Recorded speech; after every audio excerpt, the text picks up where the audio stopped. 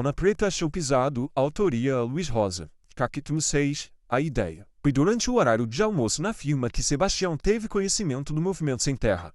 Era outubro de 1990 e todos especulavam sobre a chegada da tradicional dispensa de fim de ano.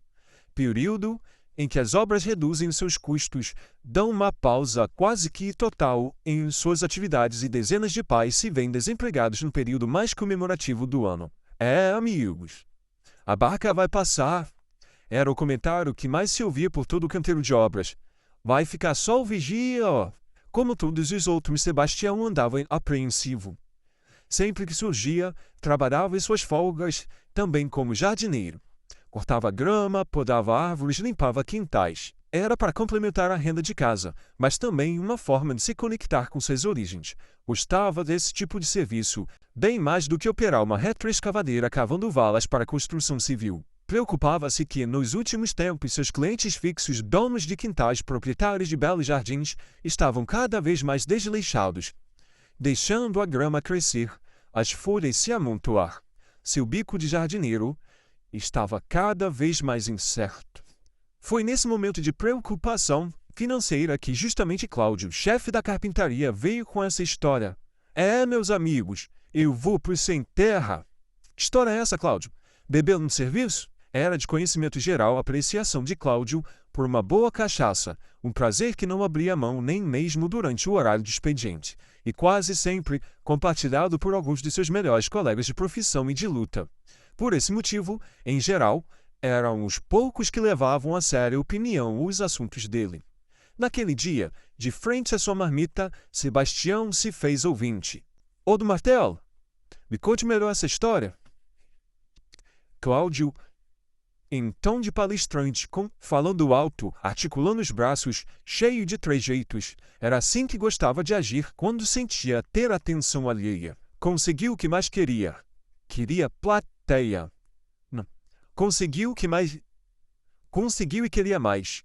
Queria plateia. Ali, naquele refeitório improvisado em um canteiro de obras, sem concorrência de nenhum outro tipo de entretenimento, ganhou a audiência de meia dúzia de seus colegas despertos. Contou então sobre uma certa reunião que ele foi, mesmo sem nunca ter ido, a reunião que veio até ele. Estava no Bar do Bigode, conhecido estabelecimento comercial da vila, onde boa parte dos ali presentes eram clientes e mantinham seus pregos pendurados. Estava fazendo o que geralmente faz, quase que religiosamente, todos os dias antes de voltar para casa, tomando uma, distraído, encostado no balcão, mexendo em uma caixinha de fósforos, desatento com o mundo. Cláudio tinha dessas coisas. Sua alma vagava por um mundo distante que nunca saberemos ao certo qual é. Sua alma vagava por um mundo distante que nunca saberemos ao certo qual é, por mais que às vezes ele insista em contar. Distraído, encostado no balcão, mexendo em uma caixinha de fósforo, desatento com o mundo. Cláudio tinha dessas coisas. Enquanto se distraía consigo mesmo, viajando em seus pensamentos, o bar começou a encher.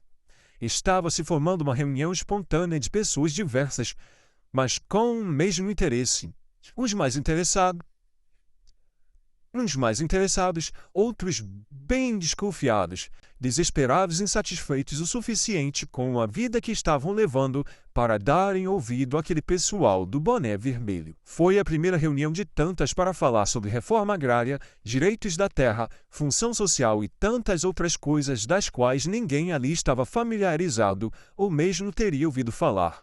Não era tipo de coisa que passava na televisão. Ninguém falava sobre nos rádios. Não escreviam notas no jornal. Era tudo uma novidade só. Parecia mentira. Cláudio acordou de suas fantasias mergulhado quase que de imediato nos sonhos daquela gente. Viu nessa história de reforma agrária sua chance de ter um recomeço na vida. Ter um pedacinho de terra só seu. Voltar às suas raízes. Ser de novo um menino do sítio. Realizar seu último desejo de voltar a ser gente. Era um pessoal alto, branco demais e com as caras rosadas. 2 homens e uma moça bem jovem com cara de criança.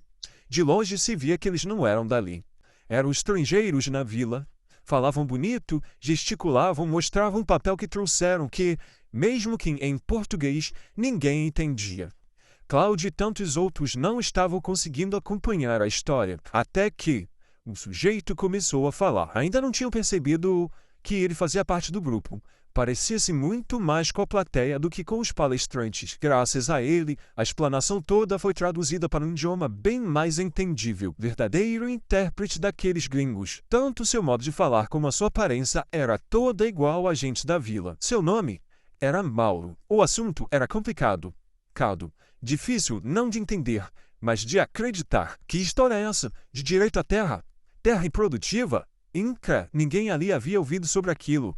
O tal do Mauro falou e falou. Aqueles que antes estavam desacreditando, pensando que tudo aquilo era bobagem, começaram a emitir opinião. A plateia ficou alvoroçada. Queriam saber onde era, como faziam para participar e o que era preciso e quando seria. Cláudio era um dos mais animados. Apertou a mão de um monte de desconhecido, agradeceu a palestra, se disse muito interessado e que queria participar também. Quando acabou a reunião, pediu mais uma.